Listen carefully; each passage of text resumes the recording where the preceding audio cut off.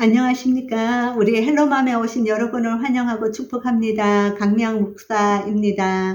24년 가을학기 헬로맘, 자녀를 어떻게 바라보고 키울 것인가 1강을 하도록 하겠습니다. 자녀를 바라보는 세계관인데요. 여러분은 자녀를 바라볼 때 어떻게 바라보시느냐는 거죠. 저는 딸이 하나 있는데, 딸을 낳고, 저는, 우리 남편과 부부 관계해서, 낳은 자녀이기 때문에 내 자녀라고 생각을 했습니다.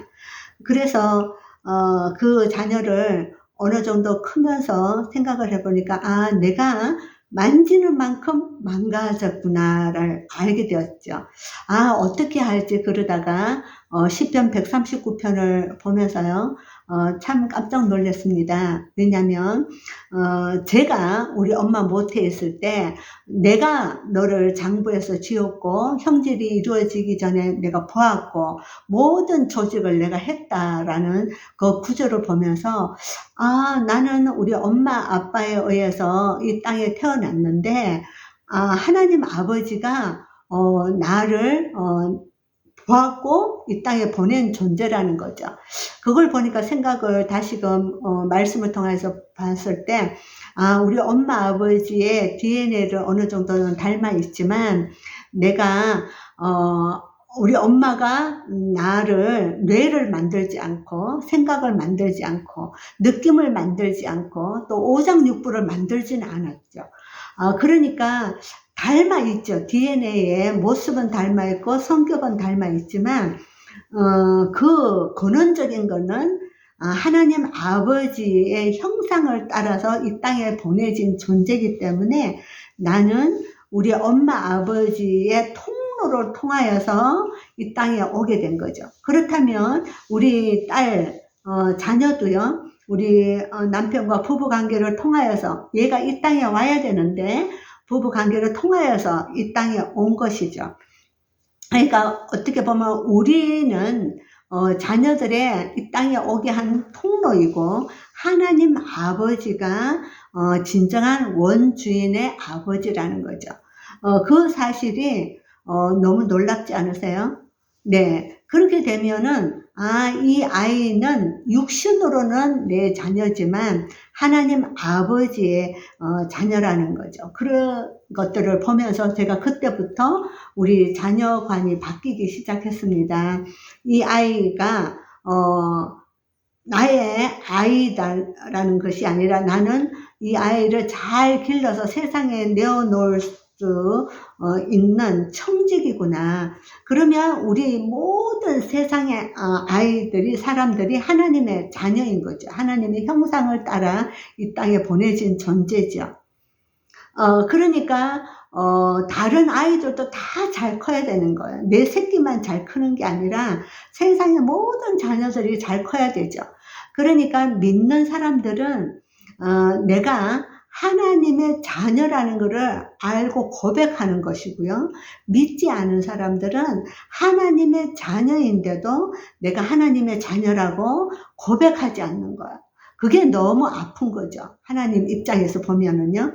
그래서 그 다음부터 제가 아이를 키울 때 학교에 우리 아이만 잘 되게 해달라고 이런 로비 같은 거를 할 수가 없었죠.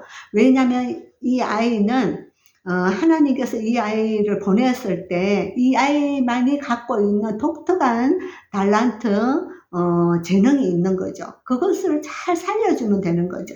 모든 사람은 다 각각 하나님이 주신 달란트가 있어요. 이 땅에 보냈을 때. 어떤 사람은 노래를 잘하는 사람이 있고, 아무리 노력해도 저는 노래를 못해요.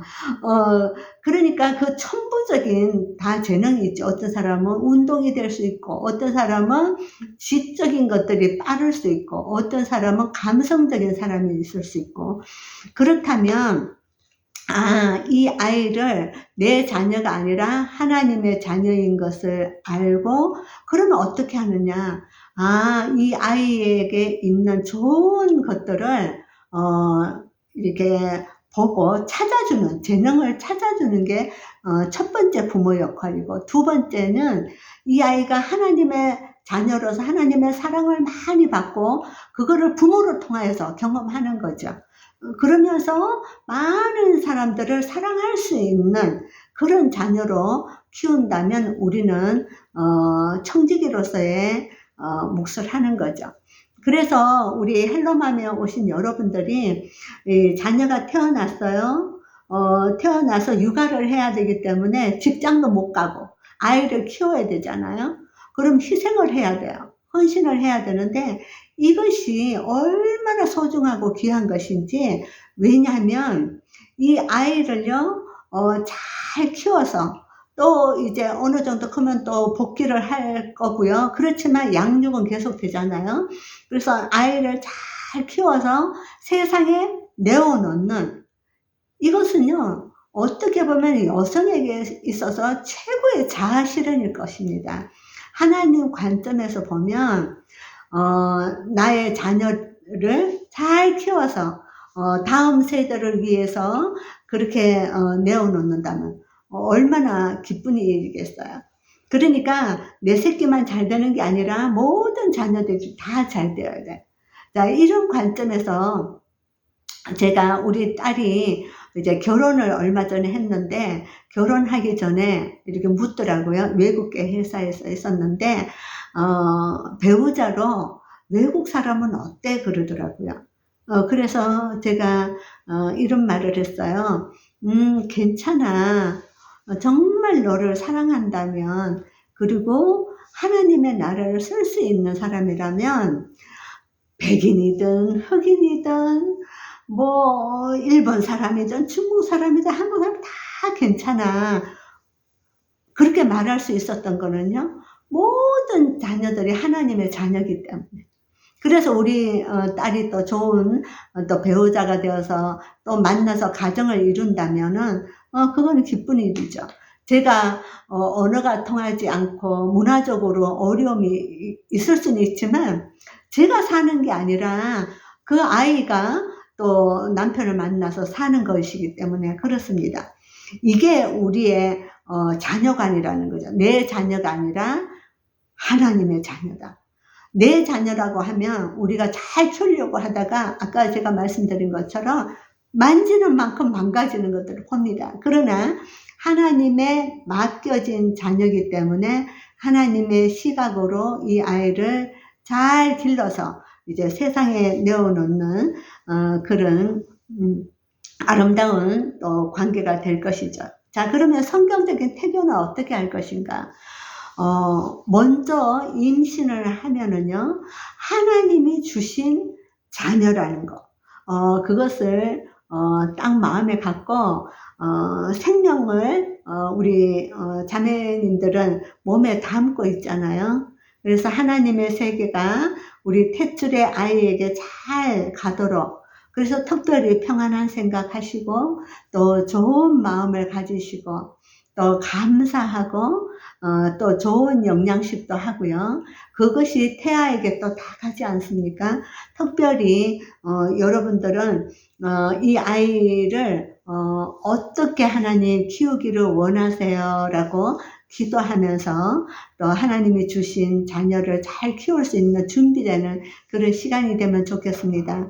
그리고 태교 때는 특별히 잠도 또 충분히 또 주무셔야 또 평안하게 그 아이도 잘 자랄 수 있다고 봅니다.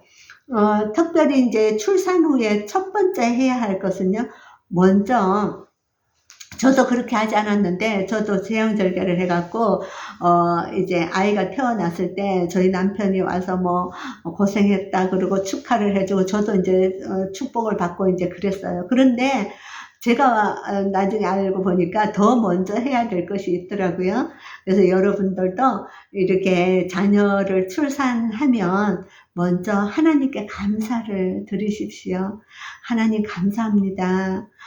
자녀를 주셔서 감사하고 이 아이를 이제 청지기로 저희들이 사랑하면서 아이를 잘 기르겠습니다. 이렇게 한 다음에 전체 축하하는 그런 시간도 가지면 좋겠습니다.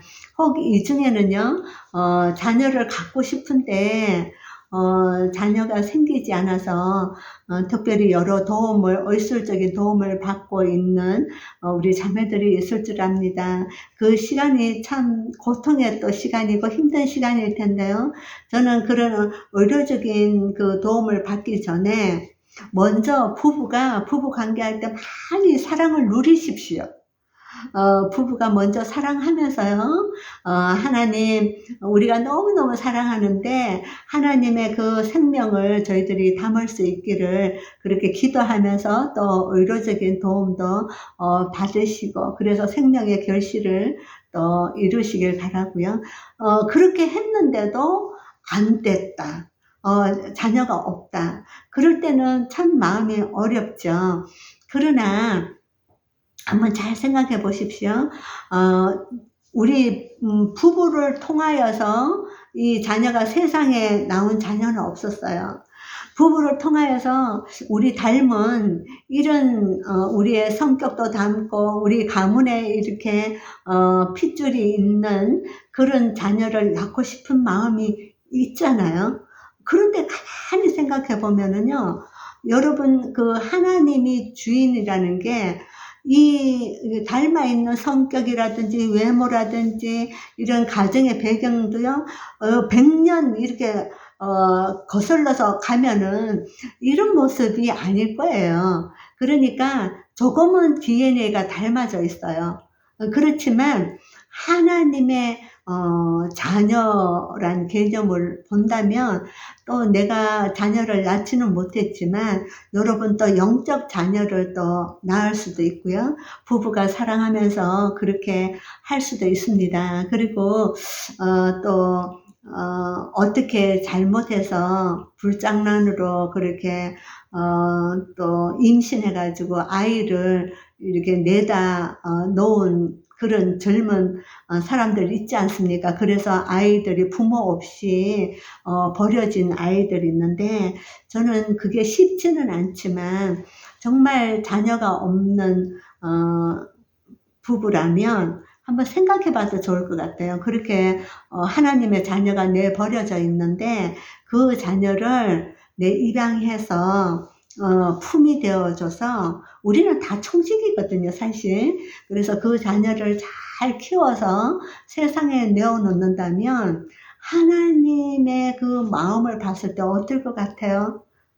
하나님이 너무너무 기뻐하지 않으실까 싶습니다. 그리고 여러분도 자녀를 이렇게 키우는 기쁨도 이렇게 갖고요. 그래서 그런 것들도 한번 생각해 보면 좋을 것 같습니다. 그리고 이제 자녀를 출산을 했다면, 저는 여러분들한테 너무 잘 키우려고 하지 마시고 행복하게 키우라고 말씀드리고 싶습니다. 제가 어제 신문을 봤는데요.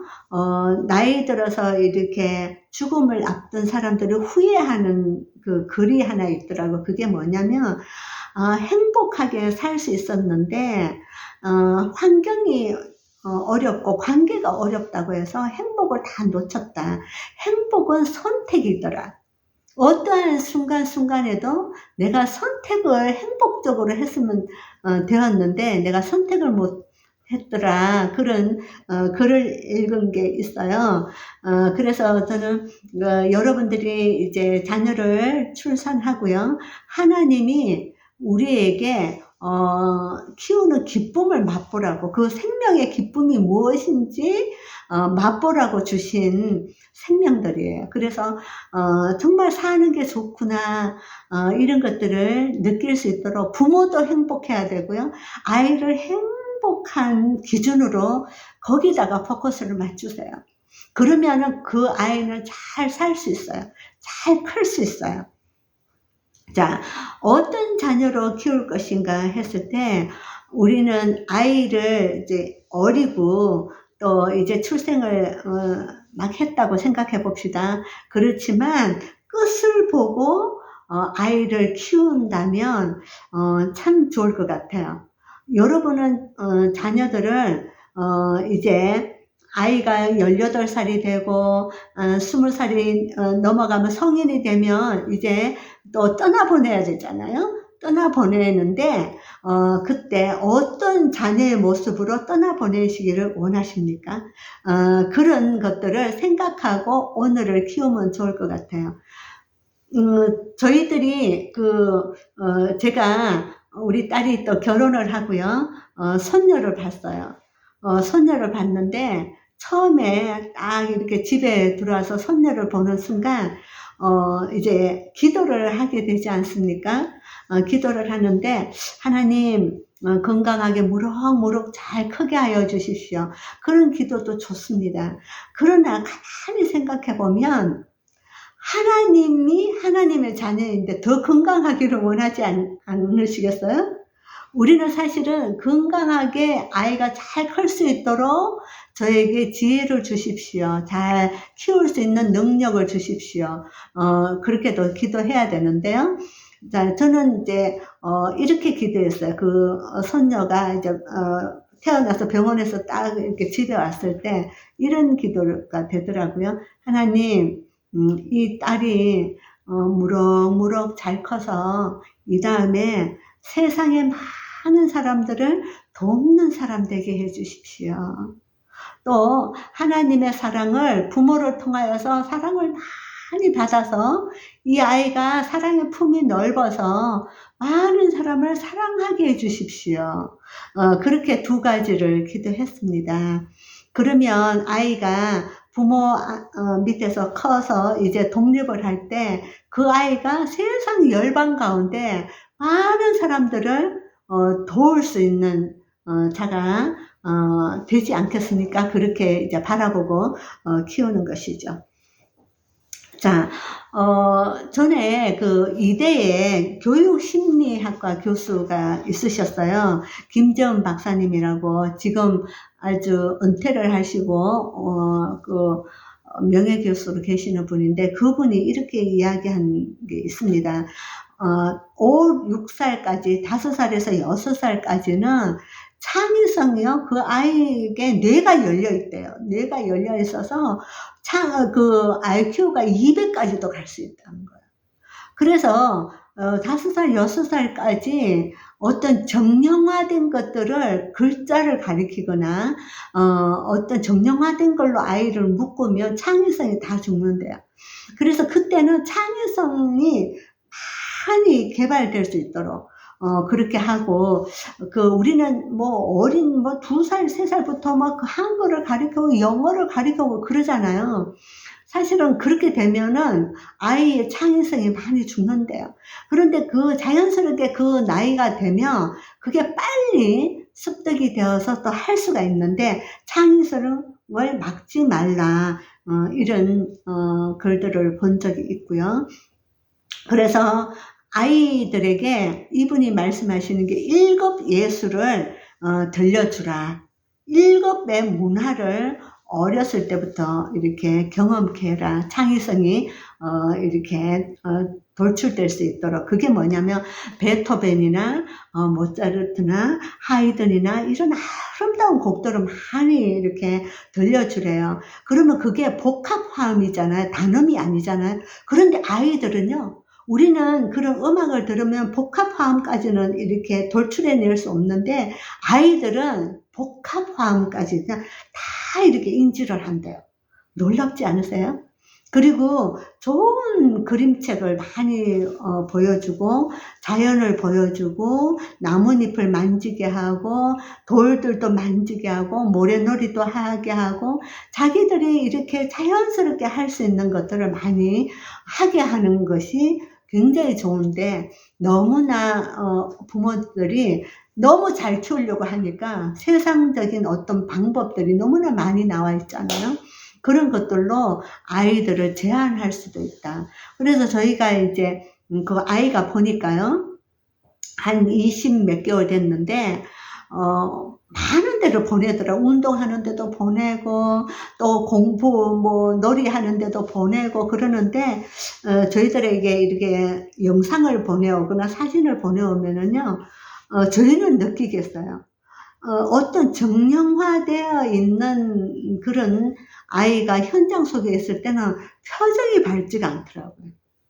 그런데 자기가 마음껏 뛰어놀면서 부모한테 도와달라고 하고 피크닉 가서 이렇게 하는 모습, 그리고 궁금한 거를 많이 질문하면서 밖에 돌아다니고 이렇게 놀잇감을 가지고 하는 거 보면 아이가 표정이 굉장히 밝아요. 그런 것들을 보게 되었습니다. 그리고 특별히 요즘은 이제 아이들에게 영상, 이렇게 스마트폰 이런 거를 많이 쥐어주잖아요. 그러니까 뭐 일하는데 아이가 칭얼거리면은 이걸 보여주고 그러는데, 사실은 빌 게이츠나 또 전자 그 핸드폰을 만드는 CEO나 이런 분들은요, 미국에 있는 분들은 자녀들에게 이 핸드폰을 안 준대요. 그리고 이게 문명이 이렇게 발달되어 있는 것보다 외곽지에 자연과 함께 있는 곳에서 아이를 기른다고 하는 것들을 들어봤습니다. 어렸을 때부터 고급 문화 이런 것들을 이렇게 해주는 게 참 좋다고 봅니다. 자, 부모가 명심해야 될 게 있는데요. 첫 번째는 부모는 청직이다. 하나님이 맡겨주신 자녀라는 거죠. 그래서요, 여러분들이 자녀들을 그냥 태어나는 순간 그냥 효도 다 했다 이렇게 생각하세요. 자녀는요, 이 노후 대책이 아니에요. 노후 대책이라고 여러분은 생각하지 않으실 거예요. 그죠? 그런데 언년중에 자녀를 잘 키우면 내가 병들었을 때 나를 보호하겠지, 내가 어떤 어려움이 있을 때 이 아이들이 나를 그렇게 하겠지, 돌보겠지. 그런데요, 그런 대상으로 자녀를 하나님이 주신 게 아니에요. 자녀는요, 여러분, 임신했을 때 얼마나 기뻤어요. 너무 기쁘지 않았어요? 그리고 아이들을 키울 때 얼망설망할 때 너무너무 기쁨이, 그 생명의 기쁨은 말로 다 할 수 없어요. 클 때요. 그런 것들을 여러분들이 누리고, 하나님은 그걸 누리라고 우리에게 선물로 주셨는데, 그걸 누렸잖아요. 그렇기 때문에 여러분들이, 그래, 태어나는 순간 효도 다 했다. 앞으로 커서 아이들이 효도를 하면 그거는 감사해요. 그저 덤이에요. 그런데 효도를 하지 않는다 해서 그냥 당연하다 생각하면서 이 아이들을 키우면 좋겠습니다. 왜냐면은요, 이 하늘에서 이렇게 내려오는 물줄기는요, 위에서부터 내려오지 물이요 밑에서부터 위로 흘러가지 않아요. 부모는요, 부모의 그 사랑을, 여러분들도 마찬가지예요. 여러분은 부모님이 여러분을 사랑했잖아요. 그런데 여러분, 부모님이 사랑한 것만큼 여러분은 몰라요. 마찬가지예요.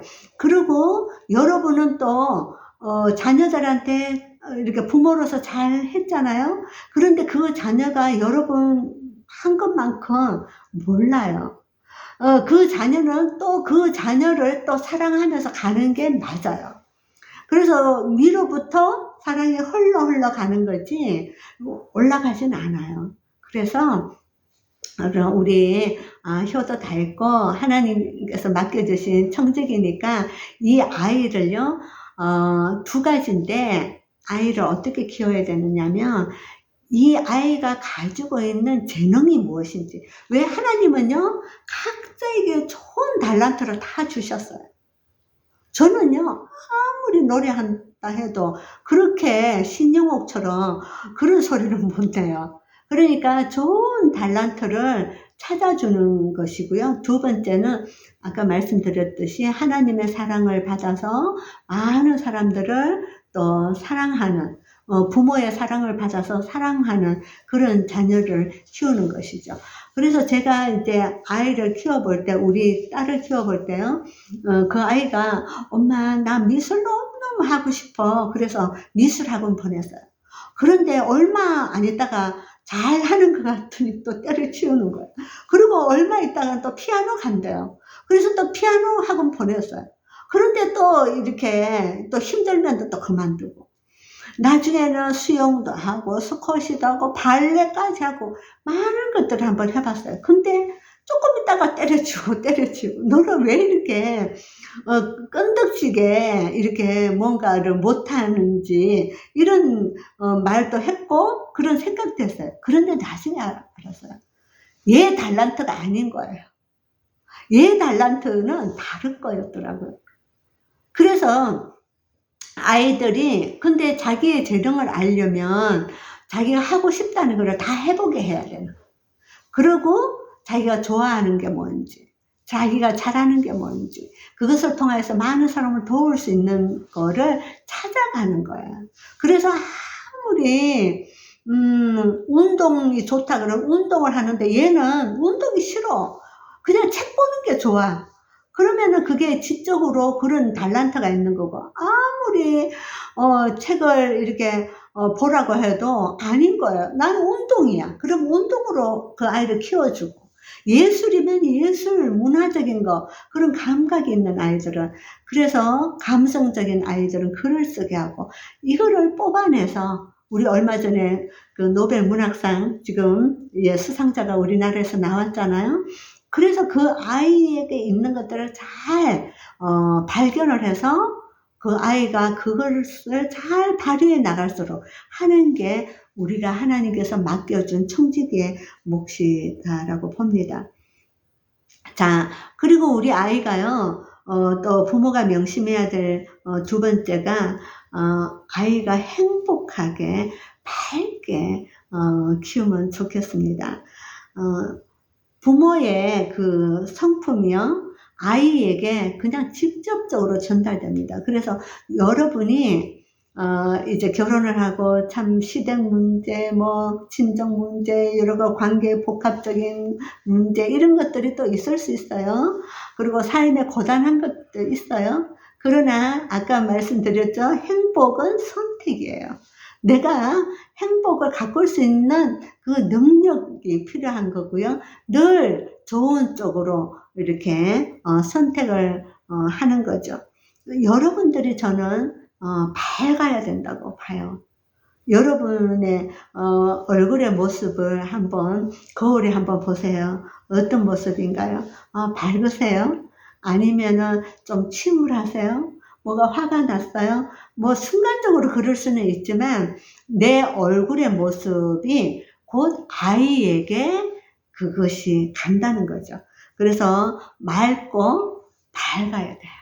밝아야 돼요. 맑으려면 우리 내면이 밝아야 되죠. 그래서 밝을 수 있도록 밝아야지 한다고 안 돼요. 이 여러 가지 복합적인 그런 것들이 있기 때문에 쉽지 않아요. 그래서 마음의 시온의 대로가 될 수 있도록 하나님의 그 마음을 가질 수 있도록 그런 믿음의 공동체, 또 큐티를 나누고 또 성장하고 외롭지 않고 행복한 경험을 할 수 있는 그런 모임에 참석하는 것도 너무 좋다고 봅니다. 그리고 마음이 고요한 사람이 된다면 우리 아이들도 안정감 있게 또 아이가 자라지 않을까 싶습니다. 그리고 아이의 그 어렸을 때 아이들을 자기 감정을 잘 표현하게 하는 게 좋을 것 같아요. 슬프면 슬프다, 아니면 힘들면 힘들다, 눈물이 난다, 이런 것들을 해보면 좋을 것 같아요. 저희 그 손녀가요, 한 20 몇 개월 됐는데, 한 번은 굉장히 떼를 쓰는데요. 그게 이제 목욕을 저녁에 피곤해서 목욕을 해야 되는데 얘가 목욕을 하기 싫다는 거죠. 그리고 뭔가가 동화책을 읽어달라고 그러는데 부모님이 우리 딸하고 사이가 아니야, 지금은 목욕을 해야 돼. 목욕을 하고 이제 하루 종일 이렇게 땀도 흘렸기 때문에 목욕을 하고 동화책을 읽어줄게 그랬어요. 더 이제 잠자야 되는 시간이 있으니까. 그런데 얘가 안 하고 계속 떼를 쓰면서 막 바닥에 치고 우는 거예요. 그런데 요 부부가 이렇게 항상 이렇게 그거를 먼저 했나 봐요. 우리는 어떤 육아를 할 때 부부가 한 마음이 되어서 육아를 하자 그랬는 것 같아요. 우리 딸이 이제 영상을 보내왔는데 보니까 딸도 앉아 있는데 우리 사이도 저쪽에 이제 있고 아이는 그냥 뒹굴고 난리가 났어요. 막 짜증을 부리면서 아니 20 몇 개월 된 애가 어떻게 그렇게 짜증을 내는지요. 악을 쓰고 짜증을 내요. 그러는데 야 그것도 참 부모가 그거 보고 있는 게 쉽지 않은데 보고 있더라고요. 걔가 뒹구는 그거를 끝낼 때까지. 그러는데 하다가 보니까 얘가 하는 말이요. "부끄러워요." 그러는 거예요. "부끄러워요." 그러면은 빨리 목욕을 하고 동화책을 읽어 달라고 해야 되는데 그러면서 또 막 이렇게 떼를 부리는데 나중에는요 이 말까지 하는 거예요. "슬퍼요." 그러는 거예요. 이 말은 뭐냐면 20 몇 개월 애가 어떻게 그런 생각을 하는지 빨리 와서 부끄러우니까 엄마 아빠가 자기를 어떻게 해 달라 그러는데 안 해 주잖아요. 그러니까 "슬퍼요." 그러는 거예요. 그러면서도 인제 그렇게 "슬퍼요." 하면서 우는데도 부모가 그냥 보고 있으니까 일어나서 이렇게 오더라고요. 이렇게 오니까 우리 딸이 꼭 껴안아 주면서 그렇게 "슬펐어?" 그러면서 그러니까 애가 뭐 딴짓을 이렇게 하면서 슬펐다고 그러는 거야. "그래 엄마가 목욕을 하고 동화책을 보자고 했지. 그래 너가 좀 졸리지만 그게 너한테 좋기 때문에 한 거야." 그러고는 꼭 껴안아 주더라고요. 우리 사위도 옆에 있고요. 그러는데 그 모습을 보면서 '아 때를 부려서 그렇게 하지만 이 아이들에게 감정이 있구나.' 또 힘들면 힘든다고 충분히 그럴 것 같아요. 그리고 우리가 인제 이렇게 걔네들 집에 가면 할머니, 할아버지가 오니까 "기분이 좋아요." 이 표현도 하더라고요. 그래요. 이런 감정을 때를 부리는 거는 아니지만 이 아이들에게도 감정이 있기 때문에요. 감정을 잘 표현하게 하는 거는 건강한 정서예요. 그래서 떼를 부리는 것들을 그냥 너무 부끄럽잖아요. 그 아이가 어떻게 저럴 수 있나. 그게 집이었기 때문에 망정이지 만약에 마트에 가서 뭘 사 달라고 그랬는데 부모가 안 사 준다고 하면은 뭐 그냥 넘어져 가지고 떼를 부리잖아 울고. 끝까지 사 달라고. 그럴 때는 너무너무 부끄럽지만 그때는 그거를 하시면 안 돼요. 그러면 얘는 만약에 해 주잖아요. 그러면 얘는 '아 때를 쓰면 되구나.'라는 것들을 경험을 하는 거죠. 그래서 우리 손녀가 그렇게 막 떼를 부리고 하면서도 '아 이거는 떼 부리고 자기 중심적으로 했는 게 이게 부끄러운 거구나. 엄마 아빠 말을 들었으면 더 좋아하실 것 같은데.' 이런 거를 아이가 이제 스스로 이렇게 표현하고 겪는 거죠.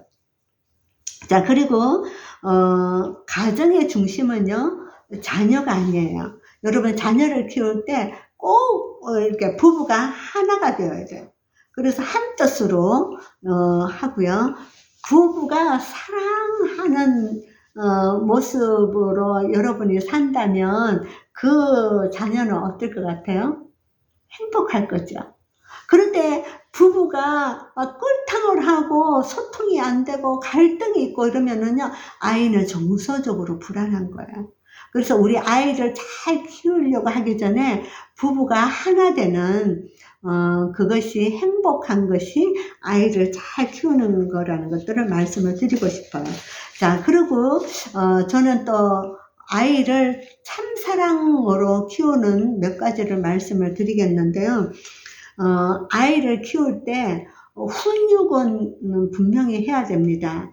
아닌 것은 아니라고 얘기를 아이들에게 해 줘야 돼요. 왜냐하면 아이들은 분별력이 없기 때문에 어렸을 때는 다른 사람에게 피해를 주는 거 또 공중도덕 이런 것들은 이렇게 규율을 잡아줘야 되죠. 그것도 이제 아이의 그 연령대를 봐갖고요. 아이가 인지할 수 있을 때 그때 시작해야지. 아이가 인지도 안 됐는데 도덕 교육을 시킨다고 그렇게 하면 아이가 억압이 되는 거거든요. 그래서 정서적으로 안 좋죠.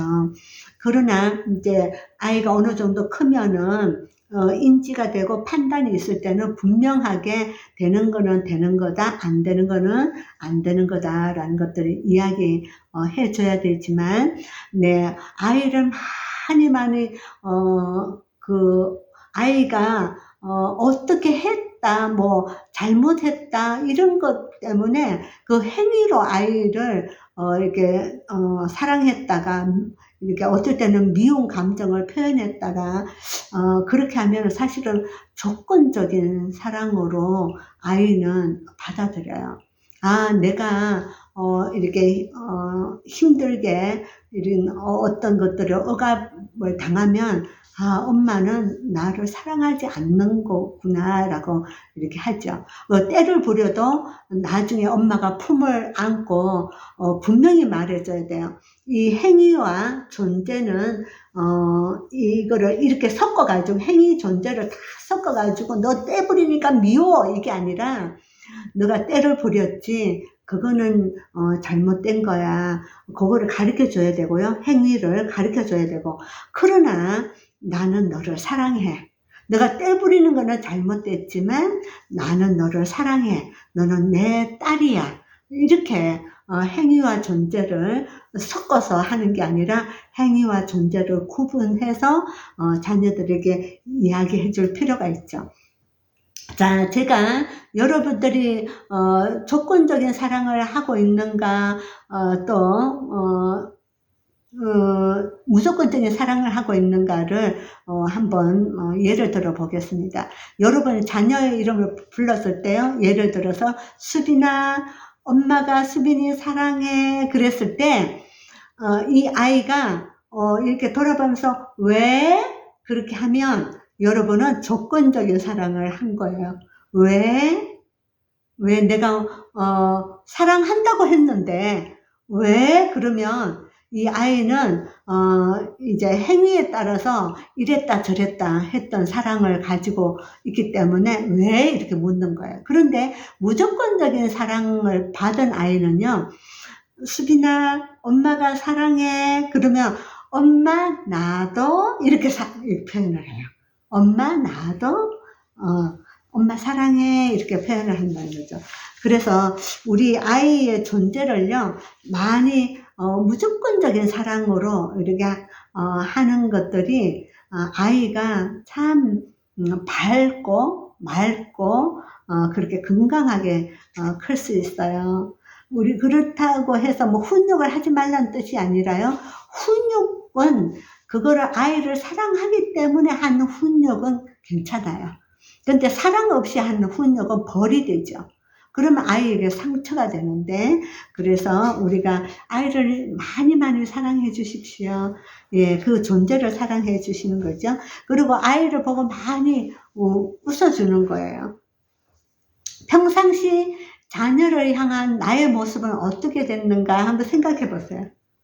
아이를 볼 때마다 많이 웃고 있는지 아니면 그냥 지쳐서 그냥 그렇게 있는지 여러분이 많이 웃었으면 좋겠어요. 여러분들이 먼저 행복하셔야 돼요.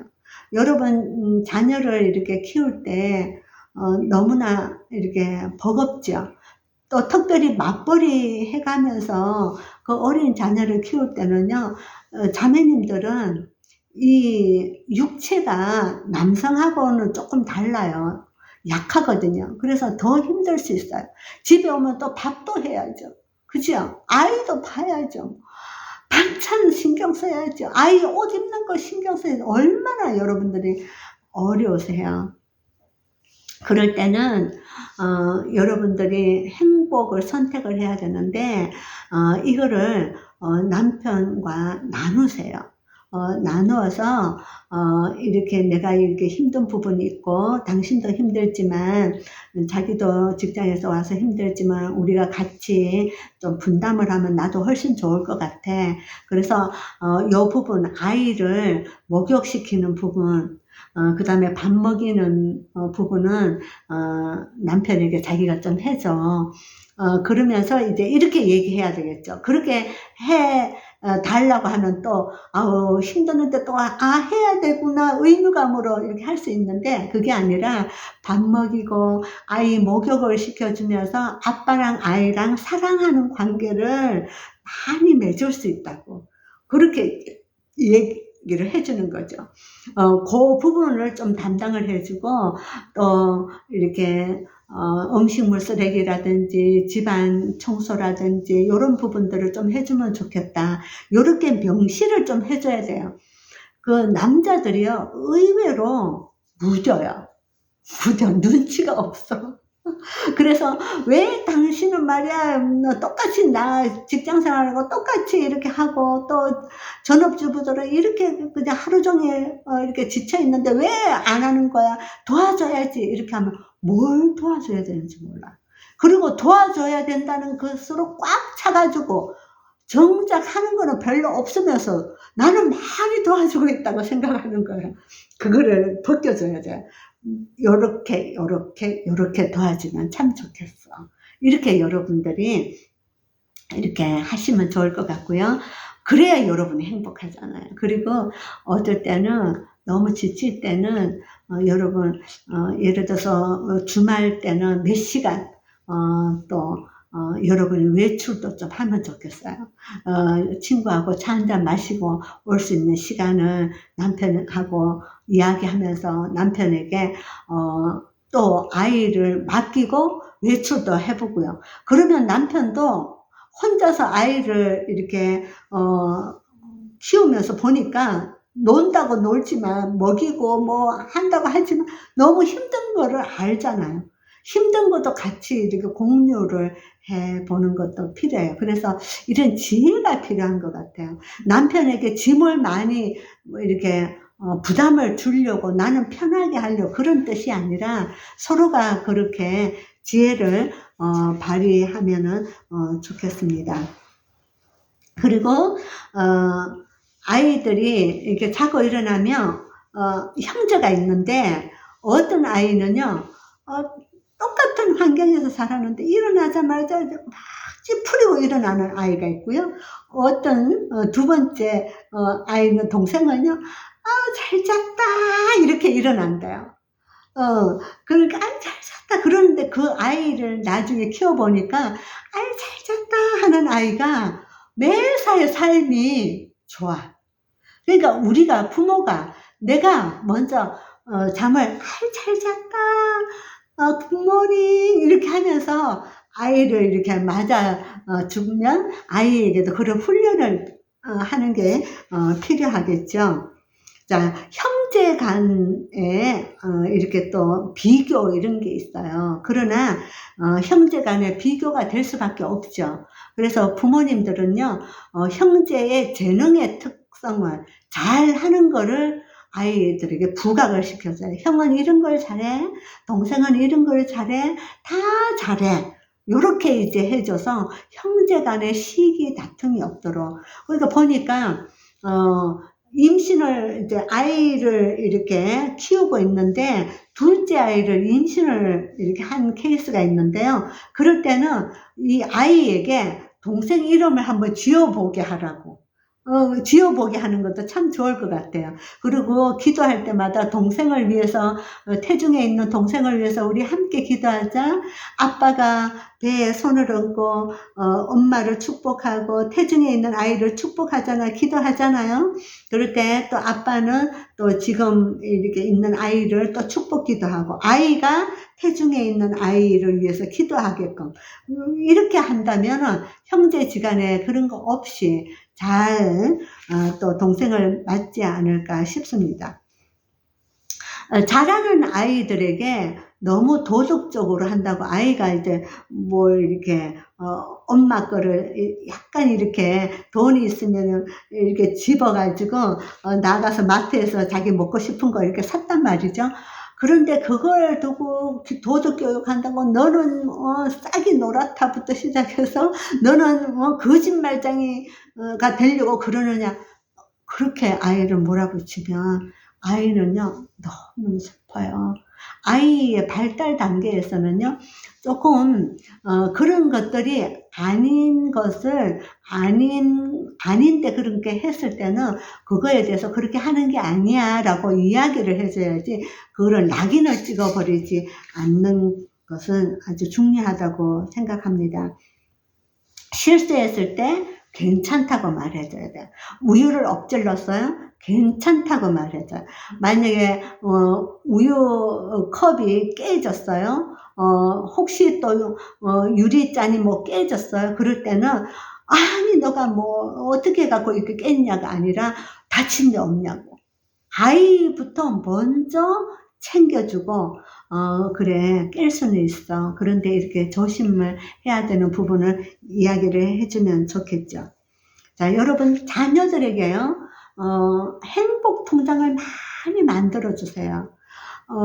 제가 이제 그 상담을 하다 보면 비슷한 여건의 사람들, 고부간의 갈등이 있는 사람들, 또 뭐 남편이 실직을 해서 뭐 남편이 사고를 당해서 가정에 어려운 이런 비슷한 유형의 그런 상황이 있는데, 어떤 사람은요 훌쩍훌쩍 잘 이렇게 살아가는 사람이 있고, 어떤 사람은 그것에 매몰돼 갖고 너무너무 힘들게 매사에 가는 사람이 있는데, 그 차이가 무엇인가 보았더니 어렸을 때부터 행복한 경험이 많은 사람은요, 내가 이렇게 어려운 순간이 있지만 또 내가 행복한 경험이 있기 때문에 그래 어렵지만 요걸 잘 풀어가면은 또 좋은 날이 있을 거야 라고 훌쩍훌쩍 넘어가요. 근데 행복한 경험이 없는 사람은 어떤 일을 딱 당면하면 그래 내 인생이 그렇지, 내가 뭐 별 수 있겠어, 그래 내가 그랬잖아, 전에도 그랬고 지금도 그러고 아유 아이도 보니까 막 그래, 이렇게 해요. 그래서 우리 아이들에게, 여러분도 그렇고요, 행복한 경험이 많으면 어려운 순간이 오면 우리가 저축을 예를 든다면 저축 통장에 돈이 많이, 행복에 저축 통장을 많이 해놓으면 어려움이 있으면 조금 인출하잖아요. 그래도 잔고가 남아있죠. 이거예요. 어려울 때 넉넉히 넘어설 수 있는 힘이 있는 거죠. 그래서 아이들에게 참 살아있다는 것이 참 행복하다, 이런 것들을 경험해 주면 좋을 것 같습니다. 결론으로 좀 들어가 보겠습니다. 결국 아이들에게 무엇을 주어야 하는가? 생후 3살까지는요 사랑의 안정된 품이 일생의 사람의 안정화를 결정짓습니다. 그래서 여러분들이 직장에서 육아휴직을 한 거 너무너무 좋고요. 또 파트타임을 해서라도 아이를 챙기고요. 또 전업주부로 이렇게 있는 시간이 너무너무 소중한 거예요. 그 아이들이요 3살까지 지능이 뭐 5, 6세까지 그렇게 뇌가 열려 있다고 하잖아요. 그렇게 발달을 하고요. 또 성품적으로도 안정감은요 엄마 품에 있는 경험을 많이 하면 세상에, 추운 세상에 나가서도 그렇게 춥지 않아요. 그래서 아이가 울 때 빨리빨리 울어서 기저귀는 다 해서 울고 배가 고픈데도 그냥 울게 만들고 그렇게 하는 게 아니라 그때 담아줄 수 있는 그런 품이 되어 있죠. 만약에 여러분이 그렇게 어찌할 수 없는 상황이라고 그러면 여러분을 대신할 수 있는 주 양육자, 누군가 조부모가 되었던, 또 아니면 다른 사람 정말 기도하면서 아이를 좀 돌봐줄 수 있는 그런 좋은 성품이 있는 사람, 기도하는 사람, 하나님의 마음을 가진 사람, 아이를 바라보면서 이 아이가 얼마나 하나님의 형상으로 이 땅에 나온 그 소중한 아이라는 것들을 보는 그런 주 양육자가 있으면 그거는 참 복이에요. 그래서 여러분들이 그렇게 품이 되어주면 일생이 아주 편하고요. 아이들이 안정감도 있고, 아이들에게 너무 그 이후에 아이들에게 뭘 많이 가르쳐 갖고 뭘 잘 되게 하려고 하는 것보다 이 3살, 4살, 5살 때 이 뇌가 열려 있을 때 많은 경험을 또 하게 하는 것들이 좋을 것 같습니다. 그리고 이제 3살부터 이렇게 아이들이 커 나가다 보면은요, 뭐든지 자기가 스스로 해보려고 해요. 그렇게 주도적으로 해보려고 하는데, 그거는 창의성을 열어놓는 것입니다. 그래서 주방의 모든 것을 끄집어내 가지고 아이들이 보잖아요. 그런 거 좋습니다. 그리고 체에서 이렇게 걸러 가지고 밑으로 떨어지는 것도 보게 하고요. 또 여러분들이 주방에서 이렇게 음식 준비할 때 또 멸치 같은 것도 다듬어 보라고, 그래서 똥도 빼보라고, 그러면서 아이를 참여를 시키고요. 음식 만들 때도 숟가락도 자기가 놓아보라고. 그래서 그릇 같은 것도 이렇게 잘 들고 갈 수 있도록 훈련시켜서 그릇도 식탁에 놓아보라고. 스스로 할 수 있는 걸 하면 얘가 자긍감이 있어요. 나는 잘 할 수 있어. 이런 것들을 길러주는 게, 어떤 밖에 나가서 돈을 주고 교육장에 보내는 것 이상으로 돈을 들이지도 않아도 할 수 있는 게 우리 주변에 너무너무 많아요. 의자도 옮겨보게 하고요. 예, 빨래도 같이 개어보게 하고요. 양말도 개어보게 하고, 이런 게 다 교육이잖아요. 그리고 특별히요, 사랑은 돈이 들지 않습니다. 아이를 사랑하는 데는요, 열악한 환경 속에 있더라도, 경제적으로 어려움이 있더라도요, 사랑만큼은 돈이 들지 않아요. 사랑을 많이 해줄 때 아이들은 막 열려가요. 그리고 행복의 자산이 있는 것입니다. 또 학년기가 되면은요, 비교하지 않는 것. 그래서 아까 자녀관에 대해서 말씀을 드렸어요. 모든 자녀는 다 하나님의 자녀예요. 다 잘 커야 돼요. 얘는 운동으로, 얘는 컴퓨터, 과학적으로, 얘는 공부, 얘는 산수, 얘는 예술적으로, 이렇게 다 잘 크고, 우리 아이가 가지고 있는 것도 잘 크고요. 그래야지, 이거를 너무너무 비교해서 아이를 평가를 해갖고, 그렇게 하면 아이들은요, 자기 날개를 못 달아요. 우리도 다 그렇게 키워졌잖아요. 그죠? 그렇게 되면 안 되고요. 자기 색깔, 자기 옷을 입고 살 수 있는 인생이 최고의 인생이거든요. 그래서 아이의 무궁무궁한 발전을 이렇게 해갈 수 있도록 하고요. 특별히 학년기에는 집중력 훈련을 시켜줘야 돼요.